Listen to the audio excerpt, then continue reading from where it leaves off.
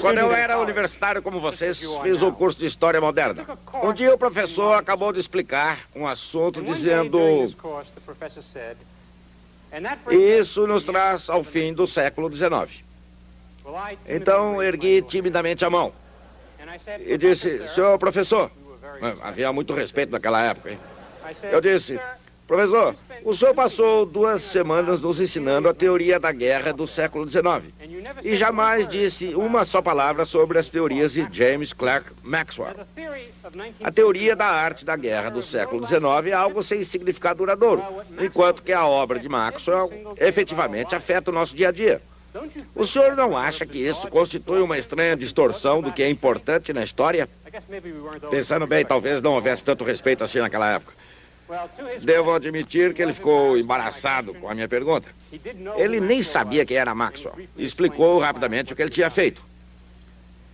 O que estou querendo dizer é que a história da ciência é a filha adotiva da profissão de historiador. A maioria dos historiadores ignora essa história simplesmente porque não a compreende. São como o homem que procura as chaves debaixo do poste porque ali há luz, mesmo que as tenha perdido em algum outro lugar.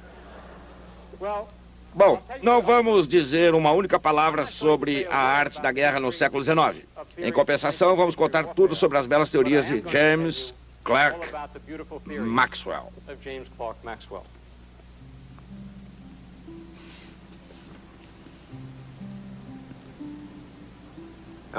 Elegantes teorias matemáticas não eram as únicas coisas belas que cercavam James Clerk Maxwell.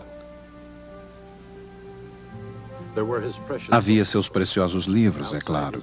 E do lado de fora do seu confortável estúdio estavam as ondulantes montanhas de Glenlear, a propriedade da família Maxwell a 2 dias de jornada de Edimburgo. Todas as manhãs havia algo ainda mais perto do seu coração.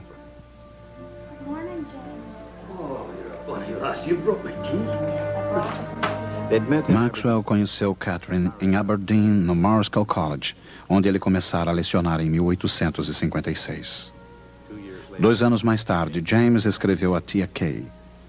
Essa carta tem a finalidade de informar-lhes de que terei em breve uma esposa.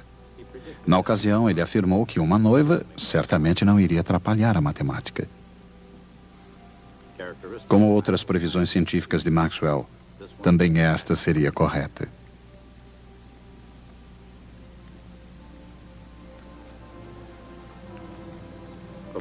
Naturalmente, Maxwell não foi o primeiro a fazer previsões corretas sobre os mistérios profundos das forças naturais. 2 séculos antes, Isaac Newton escrevera um livro sobre o assunto. Mas ele precisara se expressar em termos de ação à distância.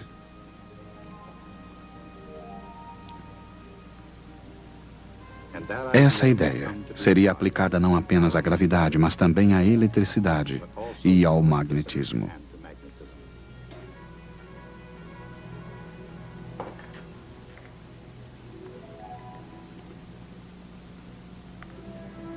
Foi então, na década de 1830, na trilha dos franceses Coulomb e Ampère, e especialmente de Hans Christian Ørsted, que surgiu Michael Faraday.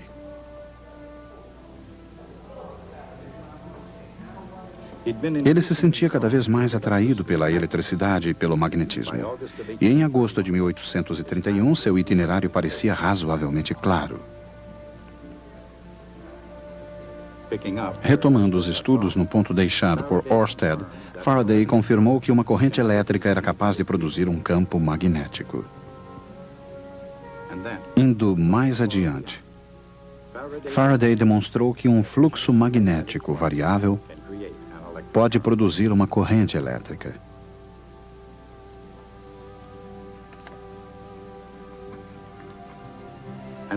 E que uma corrente elétrica variável num circuito pode induzir a corrente a fluir num outro circuito.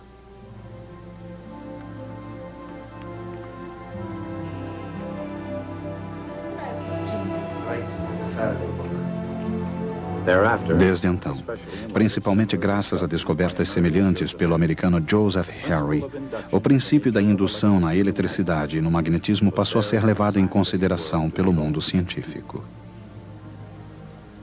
E certamente, na casa de Maxwell, o livro Pesquisas Experimentais em Eletricidade de Faraday passou a ser considerado o texto definitivo. Mas, quando tomou contato com o trabalho de Faraday, Maxwell já estava próximo de novas conclusões, uma habilidade que ele desenvolvera desde muito cedo.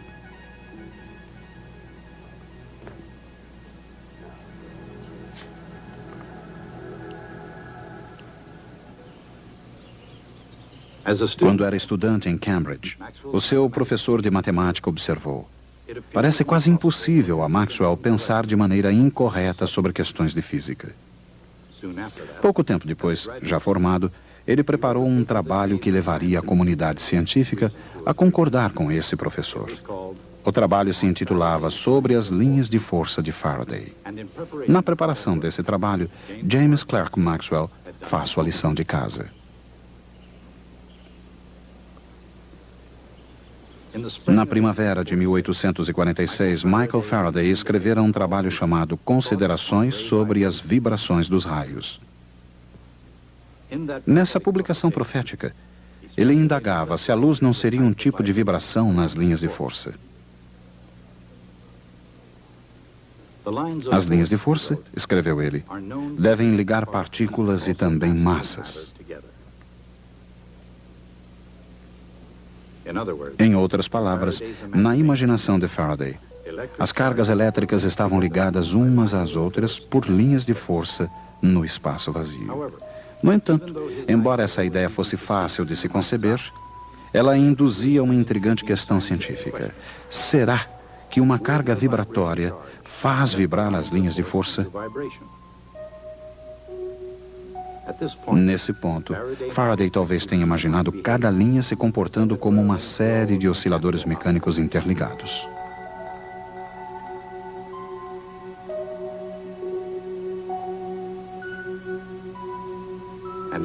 Nesse caso, ele talvez tenha imaginado um distúrbio se propagando ao longo dos osciladores, seja na forma de uma onda longitudinal, seja transversal.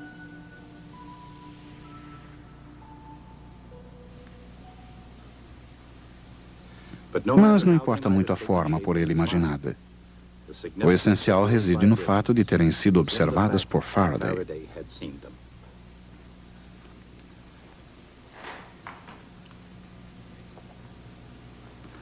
E em algum lugar, nas entrelinhas de considerações sobre as vibrações dos raios de Michael Faraday, James Clerk Maxwell descobriria sua teoria eletromagnética da luz.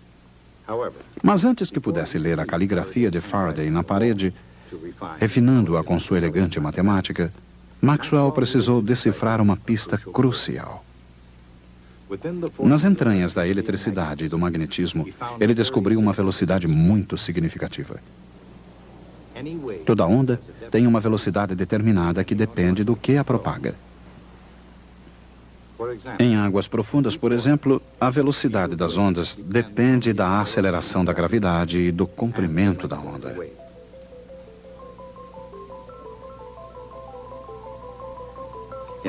No ar, a velocidade do som depende da pressão do ar, bem como da densidade do meio.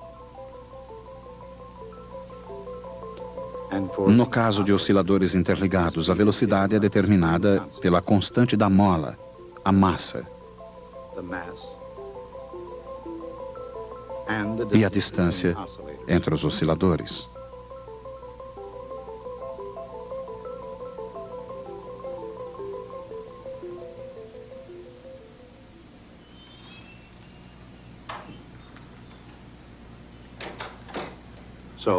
Era a hora de Maxwell tentar determinar a velocidade das ondas nas linhas de força de Faraday.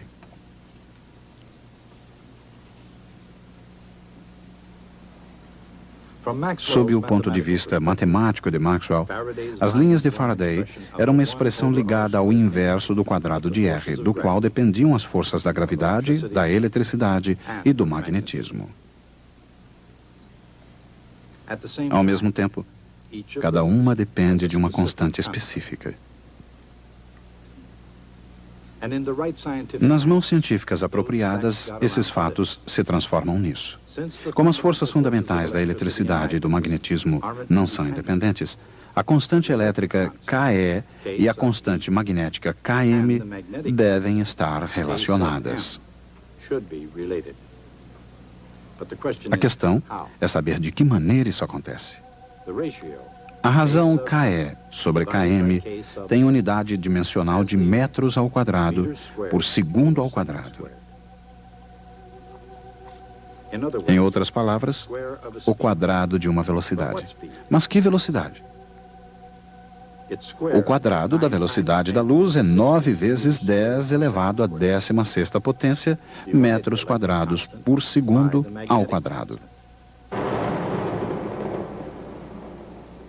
Divida a constante elétrica pela constante magnética. Aí está a velocidade da luz. Foi uma descoberta surpreendente. Depois de 50 anos das investigações científicas mais rigorosas já realizadas, James Clerk Maxwell viu a luz descobrindo sua velocidade por entre as forças da eletricidade e do magnetismo. Mas as forças fundamentais não eram tudo o que preocupava Maxwell. Em 1857, foi oferecido um prêmio acadêmico a quem fosse capaz de explicar a natureza sólida dos anéis de Saturno e seu movimento estável em redor do planeta. Maxwell conseguiu a resposta correta. A única estrutura capaz de explicar essa estabilidade, escreveu Maxwell, seria uma formada por aglomerados de partículas isoladas. O ensaio de Maxwell não apenas lhe garantiu o prêmio de Cambridge, mas a admiração de toda a comunidade científica. Sir George Airy, o astrônomo real, considerou o ensaio uma notável aplicação da matemática.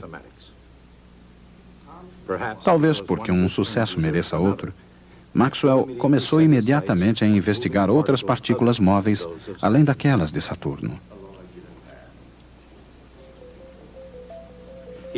Desenvolveu uma teoria cinética dos gases, na qual moléculas de gases são pequenas partículas elásticas que colidem entre si ao se movimentarem com diferentes velocidades. Maxwell acreditava que toda pesquisa física deveria avançar, segundo suas próprias palavras, sobre princípios estritamente mecânicos.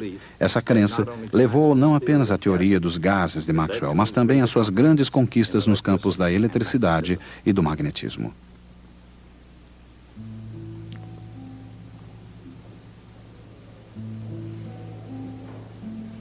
Para prosseguir suas pesquisas, Maxwell e família mudaram-se para Kensington, Londres, em 1860. Durante 5 anos no King's College, ele produziu muito, tanto no que se refere à teoria cinética quanto à eletricidade. Aqui em Londres, no Royal Institution, Maxwell finalmente conheceu Faraday. Faraday, como estamos lembrados, via a eletricidade em termos mecânicos, não apenas como uma ideia de acordo com a ação à distância de Newton, mas como algo de linhas físicas, uma estrutura sólida de força que se irradiava através do espaço. Maxwell comentaria com grande admiração que Faraday descobrira um meio onde os newtonianos rigorosos só viam distância. Com uma notável percepção, dizia Maxwell, Faraday buscou a base do fenômeno em ações reais que ocorriam no meio. Naturalmente, como seria descoberto mais tarde, o meio é o campo eletromagnético. E é aí que a ação realmente acontece. Mas antes que Maxwell pudesse extrair a mensagem do meio, ele precisou determinar se as ondas podiam se transmitir através de campos elétricos e magnéticos à velocidade da luz. Se sim, então elas deveriam obedecer às 4 leis da eletricidade e do magnetismo.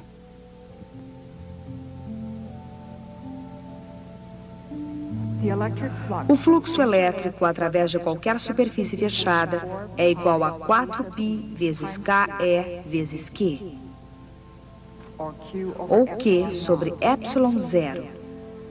onde Q é a carga total envolta pela superfície.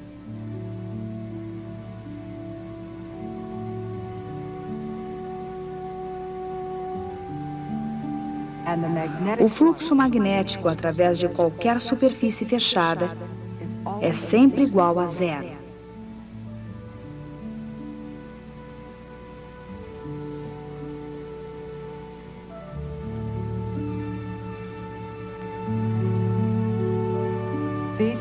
Essas são as leis de Gauss da eletricidade e do magnetismo. A circulação do vetor campo magnético ao longo de qualquer trajetória fechada é igual a μ0 vezes a corrente elétrica que atravessa essa trajetória. Essa é a lei de Ampère. A circulação do vetor campo elétrico ao longo de qualquer trajetória fechada é igual a menos a razão da variação do fluxo magnético através da trajetória. Essa é a lei de Faraday da indução eletromagnética. Suponhamos que possa existir uma onda com a intensidade do campo elétrico. Essa seria uma onda plana transversal que se deslocaria naturalmente com a velocidade da luz. Consideremos o campo num determinado momento. Como ele está alto numa região e baixo na outra, ocorre uma circulação nessa trajetória. De acordo com a lei de Faraday, isso significa que deve haver um fluxo magnético através dessa mesma trajetória. E, além disso, ela deve variar com o tempo.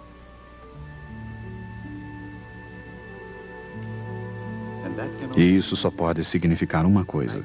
Uma onda magnética deve acompanhar a onda elétrica onde quer que ela vá.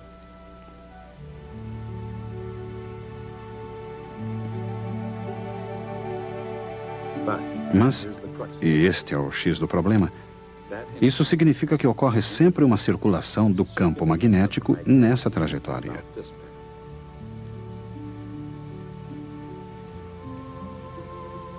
E, segundo a lei de Ampère, isso só pode acontecer se uma corrente fluir através dele.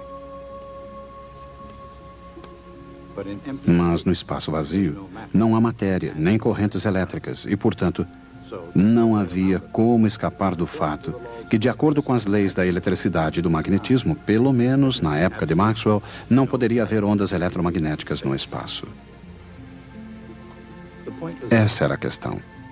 Se as leis da física afirmavam que não podia existir onda no espaço vazio, então, por mais fundamentais que fossem essas leis, não haveria possibilidade de elas estarem de alguma forma incompletas. A tarefa de Maxwell foi examinar as leis fundamentais da sua época e sua vitória foi a descoberta da peça que estava faltando. Ele conseguiu isso analisando um aparelho simples e absolutamente convencional, o capacitor. A circulação magnética em qualquer trajetória depende da corrente elétrica através dessa trajetória.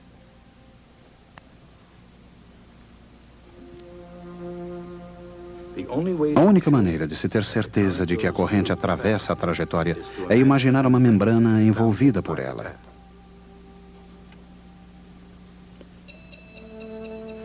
Assim, a mesma corrente deve passar pela membrana, não importa que forma tenha essa membrana.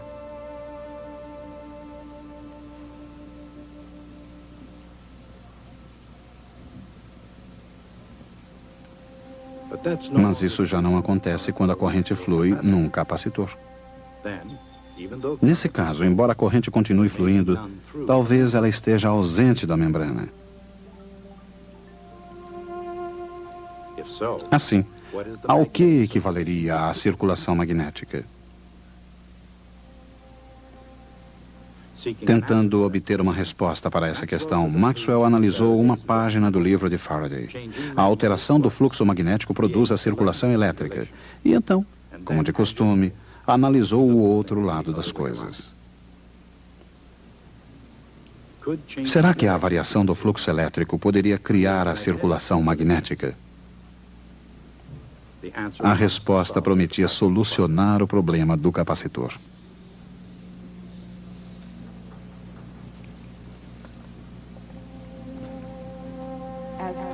Quando a corrente flui para o capacitor, sua carga aumenta, criando um campo elétrico cada vez maior entre as placas. O fluxo elétrico através da membrana pode ser deduzido da lei de Gauss, imaginando-se uma superfície fechada. Todo o fluxo atravessa a membrana côncava, sendo igual à carga sobre a placa do capacitor, dividida por ε0. A razão da variação do fluxo elétrico pode ser encontrada diferenciando-se ambos os lados da equação. Resulta simplesmente na corrente que flui no fio. Em outras palavras, ε0 vezes a razão da variação do fluxo elétrico da membrana côncava é a mesma da corrente elétrica através da membrana plana.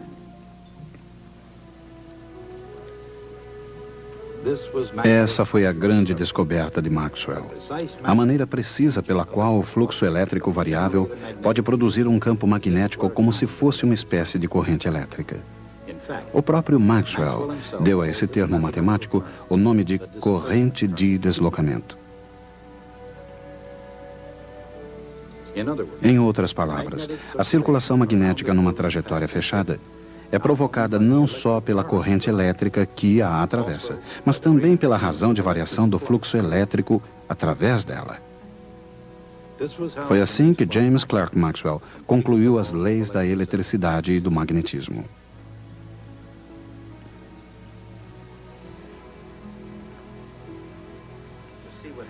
Com essas leis, Maxwell pôde demonstrar que ondas eletromagnéticas de qualquer frequência e comprimento podem se propagar no espaço vazio à velocidade da luz.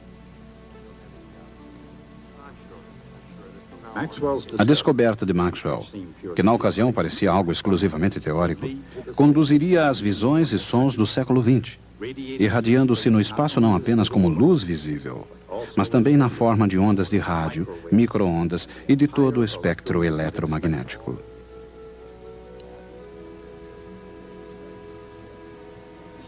Uma descoberta que ultrapassaria os limites da Terra, alcançando as profundezas do espaço, onde uma onda de campo elétrico implica na existência de um fluxo magnético variável.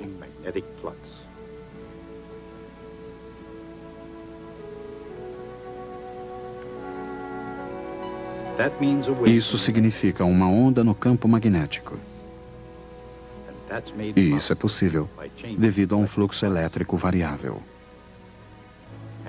Um processo que só se tornou claro quando Maxwell compreendeu que os campos elétricos e magnéticos podem produzir uns aos outros quando se movimentam juntos numa onda à velocidade da luz. Assim acontece através da eternidade. Os dois campos se propagando através do universo. E nessa luz, sempre à velocidade da luz, podemos ver finalmente o poder e a glória das equações de Maxwell.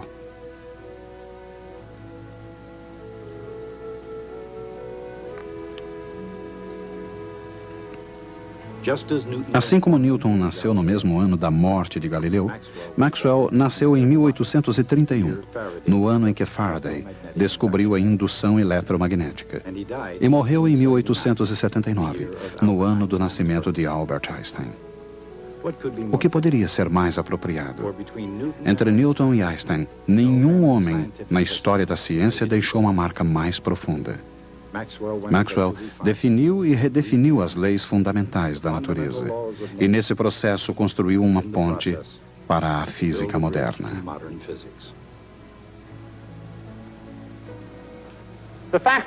Maxwell foi dotado com uma das mais aguçadas inteligências produzidas pela raça humana durante o século XIX. Essa inteligência, combinada com a educação recebida em Cambridge, lhe permitiram fazer qualquer coisa que tenha desejado. Não falamos ainda sobre o seu senso de humor, embora eu tenha uma vez lido um dos seus poemas cômicos sobre a Atlantic Telegraph Company. Bem, hoje eu gostaria de ler um pequeno trecho de outro desses versos cômicos. O poema está nesse livro, muito velho, raro e valioso. Não quero manuseá-lo, por isso vou arrancar algumas páginas para que possa ler o poema para vocês. Esse é o problema para a lição de casa. No primeiro verso ele expõe o problema.